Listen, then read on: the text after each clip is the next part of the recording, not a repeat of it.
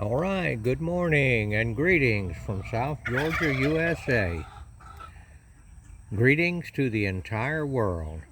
We are out here this morning on the 20th day of May, 2025. And we are heading out for a morning of grafting.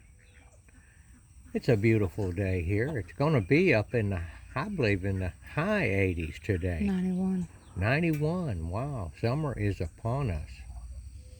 I don't think it's officially summer, but it's summer here. Partly cloudy day, that's a blessing. And let me show you the grafting. This is our little grafting tray that we carry with us, just to show you some of the stuff that's in it. This is the Parafilm M. If you can find that stuff right there,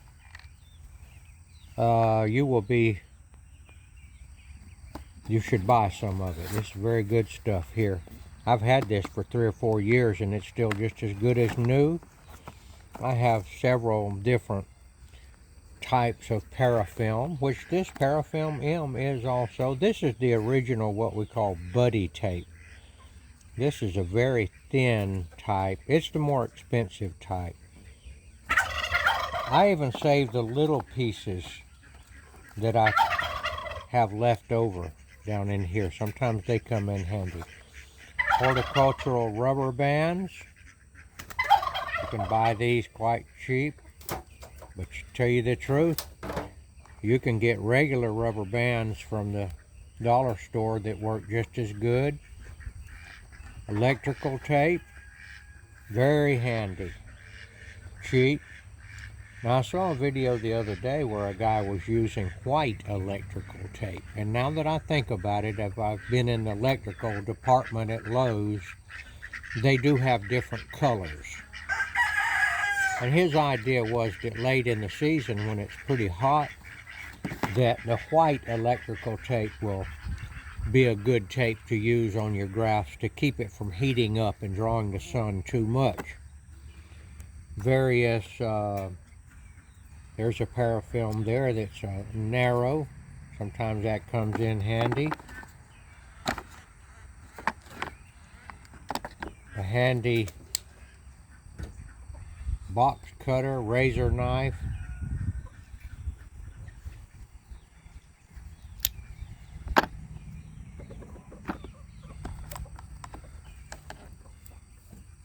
Paint marking marker, white paint. Sometimes you can write on what you're doing and it'll stay quite a while.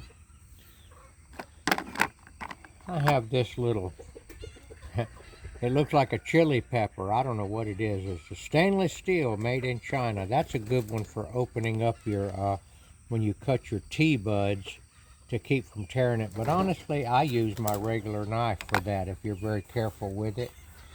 And my trusty pocket knife, which I sharpen every morning when I get up. And that is also something that I got.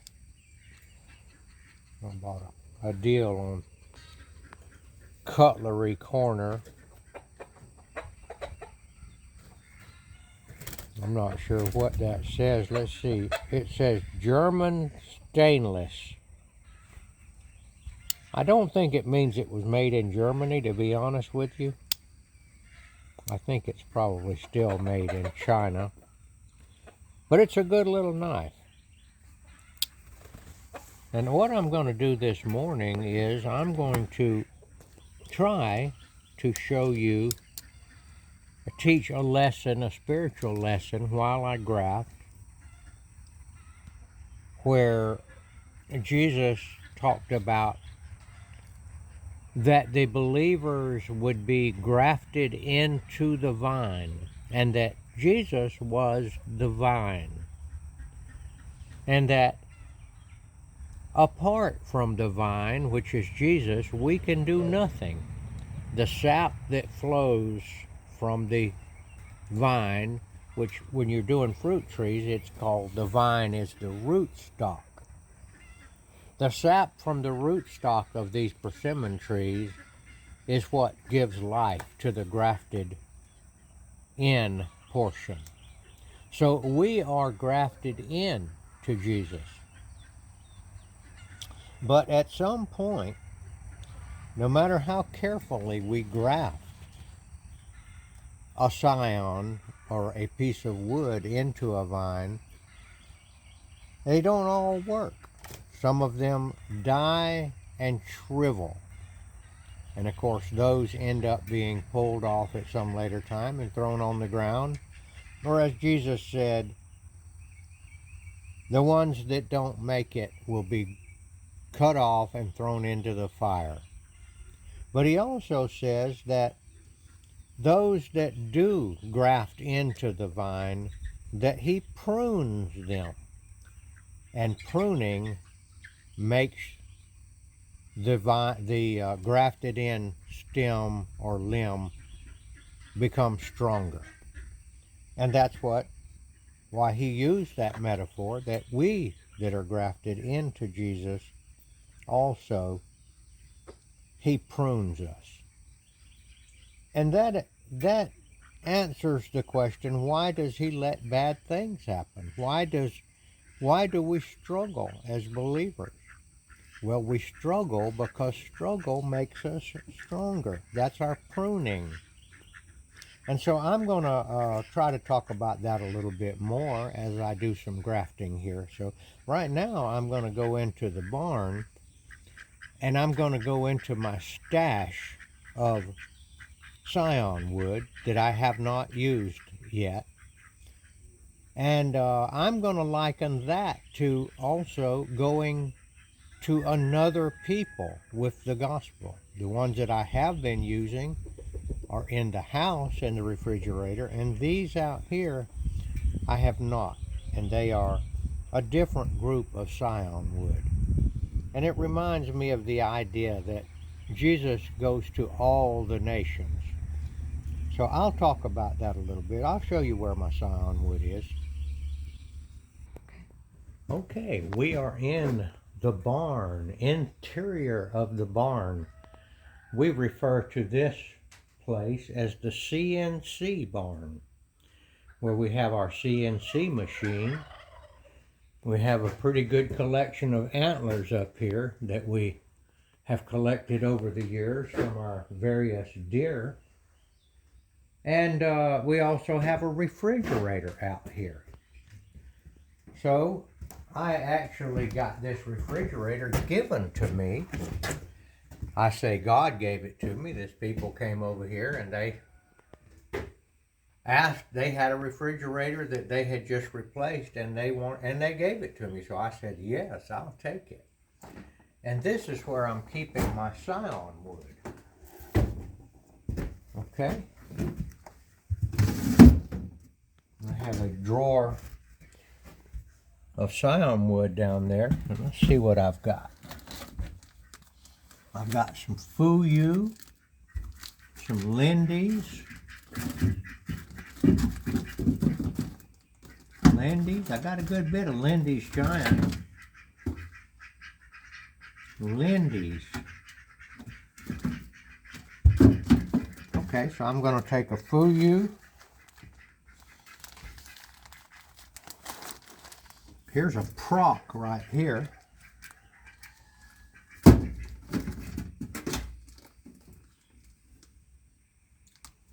There's a Rosy Yanka. I'm not going to take. These are my scion wood from a different location. I like to think about it that this is a different nation up here, and these are the people that Jesus will graft in from different nations. He told his disciples that they were not the only sheep or the only flock that he had flocks in other places, other nations. So we're just going to leave this, we haven't been up here in a while, but whenever we need to do CNC work, or we have a bandsaw and different things up here, we're able to come up here and use this area. All right. go on out there and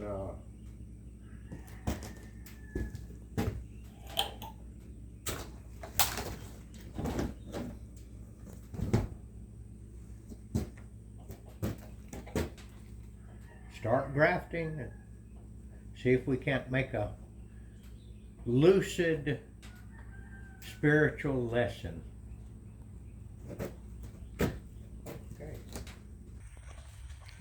All right, I talked about the grafting into the vine, as Jesus called it, which is the same thing as this rootstock here. It's the vine, or the rootstock. Now, I grafted this stuff here a while back. This is called Maru persimmon, M-A-R-U, California strain.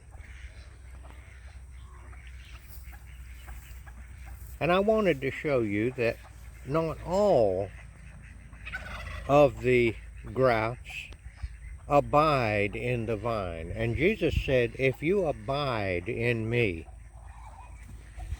then you will produce fruit. Now, not all that are grafted, or that was Jesus's metaphor. I've just got to go with that. I don't know the technicality of it, but apparently some do not abide in the vine, and they shrivel and dry. And Jesus said, if you shrivel, or if the limb shrivels and dies, that it will be cut away and thrown into the fire and burned. That is his way of putting it. Make of it what you will. But I want to show you an example of one that did not take. Now this one took. You can see that one is flourishing. Doing real good. These guys are doing good. They're grafted in. But here's one over here that did not abide. And it's not dead, I don't think. But let me get my glasses out and look at it. But it appears that it is not going to make it. And at some point, this will be cut off. If it doesn't make it, I'll give it a chance. We're not going to be in a big hurry. And some of these others are doing quite nicely. This one particularly.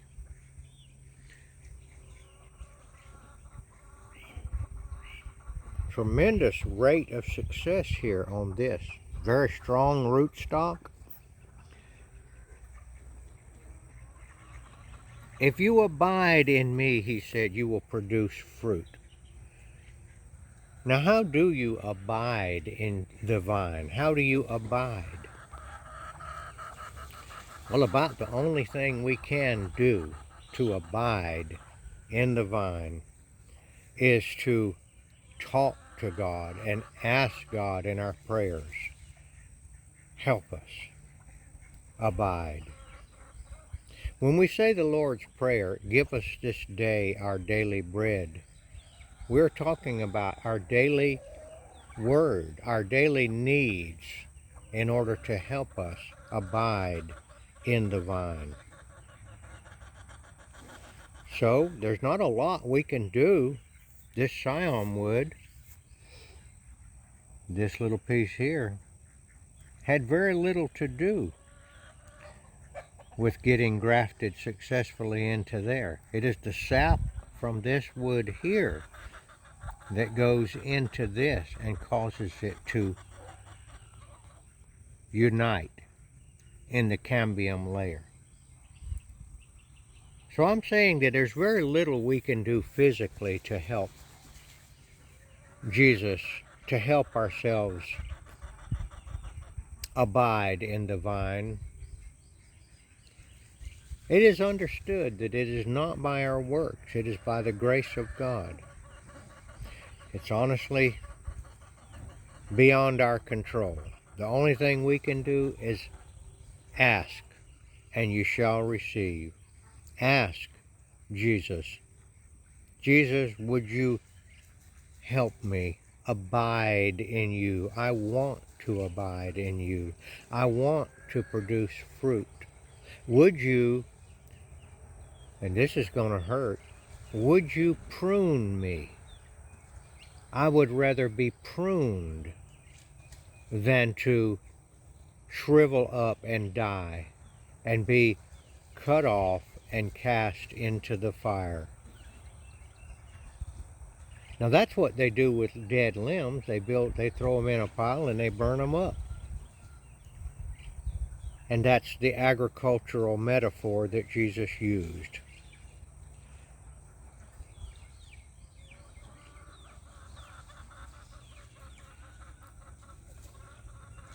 That's all I know that you can do is ask.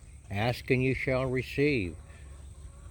Your desire or your prayers to be grafted successfully. And then every day we are renewed. Every day we go to sleep at night, sometimes not. The older you get, the less you sleep at night, it seems like. But you go to sleep at night, you talk to God. God talks to you and you ask him, what are the desires of your heart? I desire to be fruitful. I desire to be accepted. I desire for my graft to take. Prune me if you need to. And of course he does need to. We need pruning to make us stronger. And those are the things that happen to us day by day that are unexpected, the illnesses, the setbacks in different things that we're doing, the unexpected. That's the nature of the world, and that's how God made it. He made up this system. We didn't. This is his way of doing it. Some people complain, well, why didn't God just make us good so we didn't have to go through all this? It's a pretty simple answer in my opinion, and that is because he also gave us free will. So that's what we have to work with. We have free will, but we don't have free will to be good because we're not good.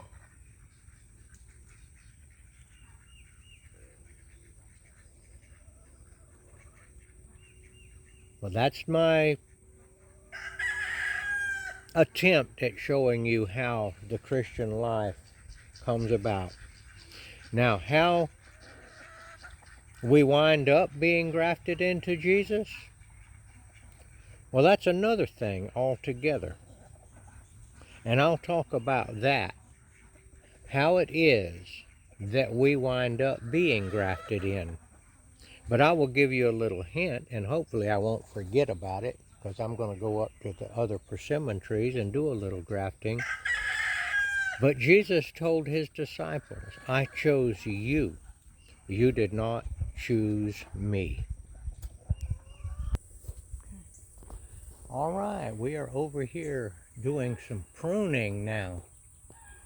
This is a Santa Rosa plum planted. If you see how big it is, it's been planted a long time, 25 years ago maybe. And it makes a few plums every year, but this tree has become overgrown, I would say complacent, to use a human term, and it is not producing much fruit. However, it is definitely a believer, if you put it in a human perspective. This is like a Christian that needs to be pruned. They're long overdue for pruning. And this is going to hurt. And it does hurt us when God prunes us. But this tree is well rooted in the ground now. And it is time. And God knows just exactly how to prune you. I want you to stand back where you can show them the whole thing, and we'll show you. This is how God may have to do to you and me. We need pruning. We've gotten complacent, overgrown, lost our zeal, and He's doing it for our own good. And that's why we get sick sometimes. That's why we have different financial troubles, different things, and because we grow when we are pruned like that. So I'm going to prune this tree, and I'm not going to show you the details. I'm doing it with this saw right here. A pretty rough tool. Sometimes God has to take the saw to us. All right, coming back in a few minutes.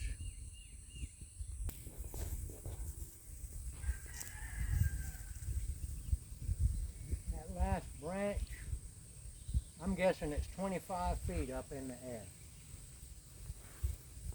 The only animal that can get a plumb up there is a bird. It's not us. But I got to get this little one off before I can get that one.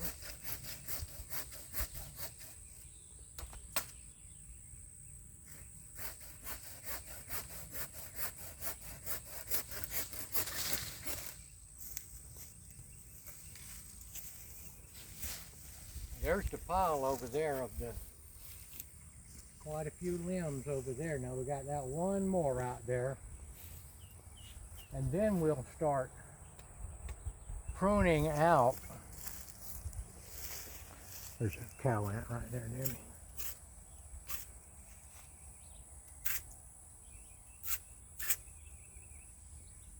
We'll start pruning out the small ones that are headed in the wrong direction, and we will leave just the young ones that are heading in the correct direction. And that's the way it is with us. If we're headed in the wrong direction, we often don't know it.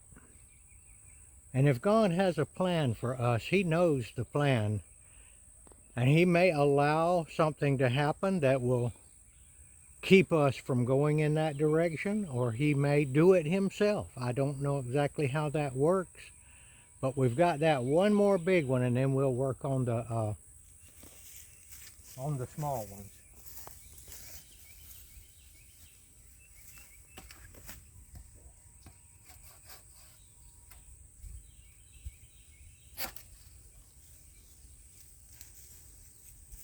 See what I'm going to do. I'm going to get out my little steel light chainsaw to do that last one.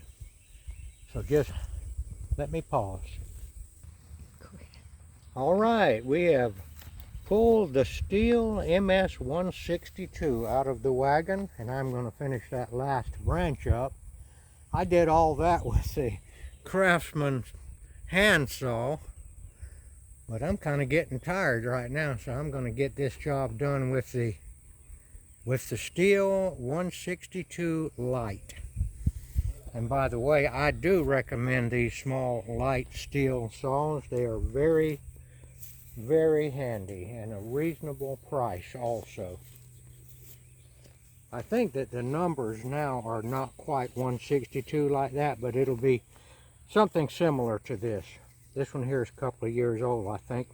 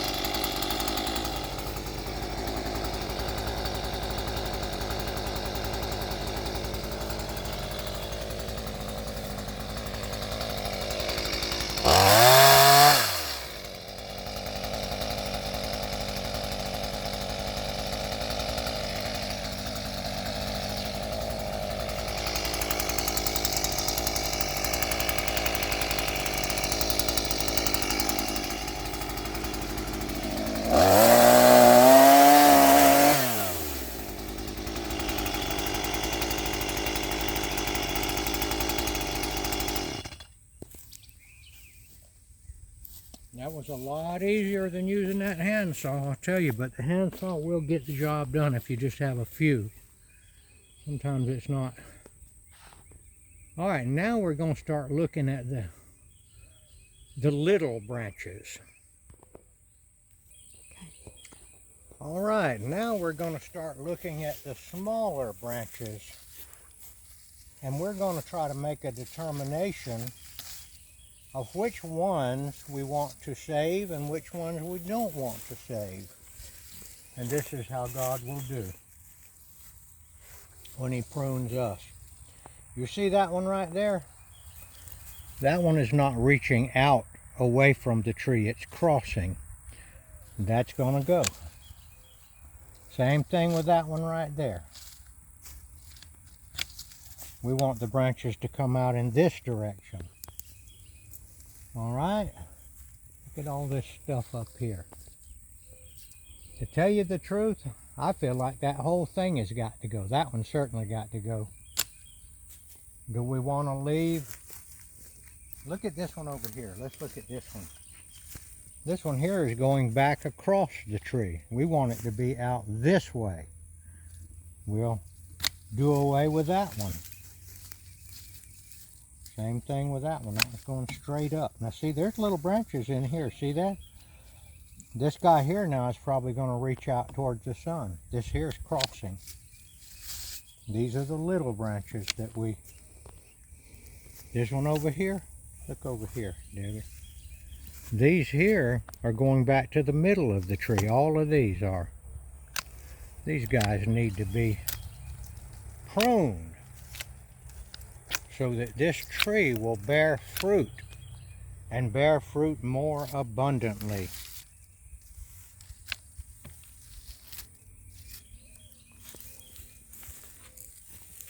See that one right there? That one's definitely in the wrong direction.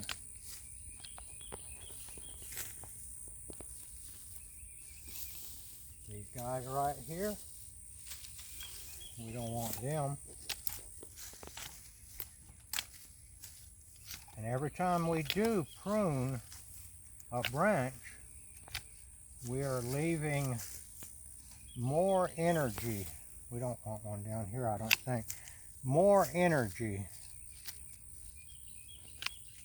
for the branches that we leave to flourish. And this is how God prunes us. The branches of our life that are running in the wrong direction, for believers, He's going to prune those branches because He loves us.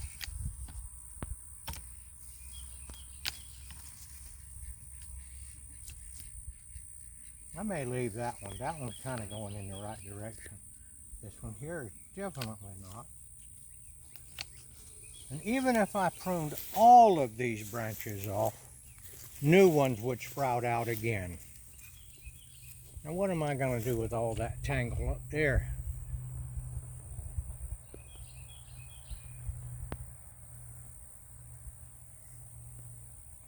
It's already out of reach.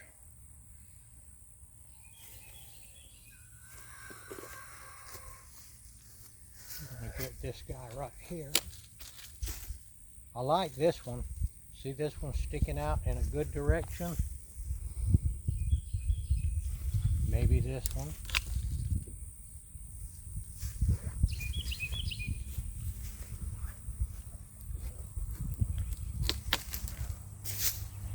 Alright, I got a 2-for-1 right there. This one here is crossing back.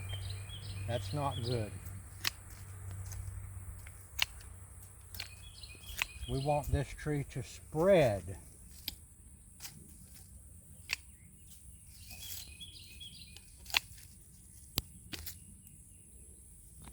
Now I could just keep on going, but I'm going to give it a little chance to recover here and kind of see what it's going to do. Here's one that's dead out at the end. You see that? That one there is died out at the end. We'll get that one. And I think that's the way God does with us. He's not going to do all of it at one time. He's going to give us a chance to recover, learn a lesson from it. I don't want this up here. I want these to come out from the bottom, because remember, we're trying to get fruit that we can use. And so we're going to let this tree regenerate from the bottom up. We don't want it to be too much higher than that. Now we've got another little tree over here that's a pecan tree, or pecan. And it was overshadowed by this plum tree. And I'm going to cut a little bit of it. It's got branches way down here at the bottom, which is not doing any good down here.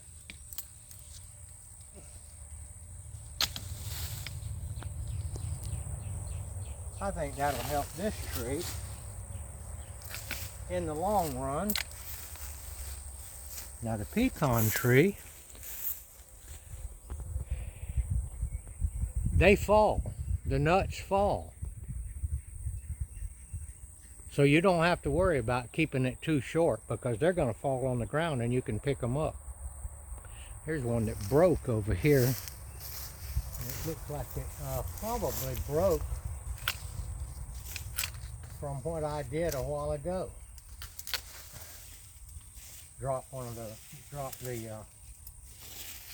plum tree on that and broke that off. Let's get this crossing branch right in here. All right, the pecan tree. These have been here a while. These things don't make fruit for a long time. They say 5 years. My experience is it's even longer than that sometimes, depending on where they are too. All right, I hope I've made some good spiritual analogies with this agricultural work that I'm doing.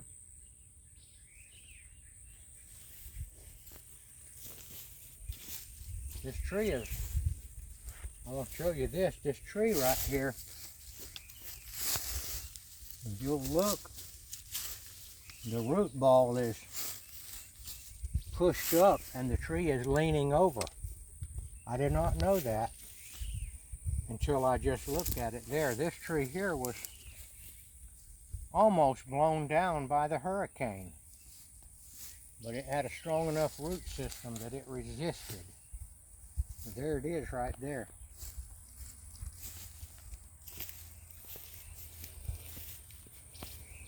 So if you're a believer, if you have been grafted into Jesus, what can you do to produce fruit? Well, you can really do nothing on your own. Jesus said that if you abide in him, then you will produce fruit. Abiding in Jesus means that you are going to trust in him to do what is needed. And when you need something, you just ask him, Jesus, I want to produce fruit. Jesus, I've got this bad habit I want to break. And yes, you will say, Jesus, okay, go ahead and prune me. Prune me. I know it'll hurt, but I trust you to do what I need. And Jesus will prune you.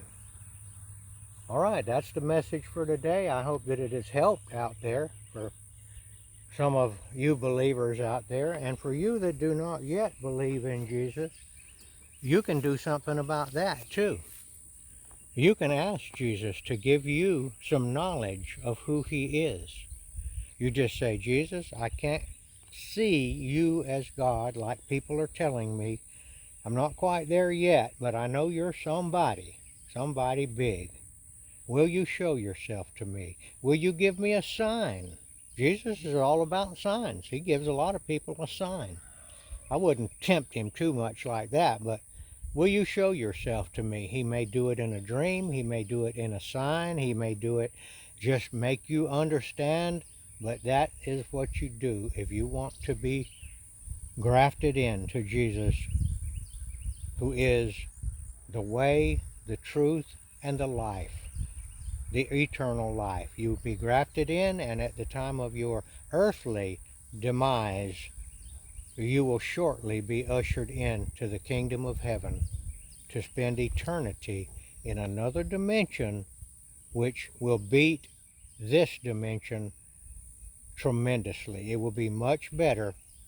I don't think we can even imagine how much better it will be. We just have to trust God on that. All right, we're going to say the Lord's Prayer here and end this video, and we would like you to say it with us if you would. Our Father, who art in heaven, hallowed be thy name. Thy kingdom come, thy will be done, on earth as it is in heaven. Give us this day our daily bread, and forgive us our trespasses, as we forgive those who trespass against us. Lead us not into temptation, but deliver us from evil. For thine is the kingdom, and the power, and the glory forever. Amen.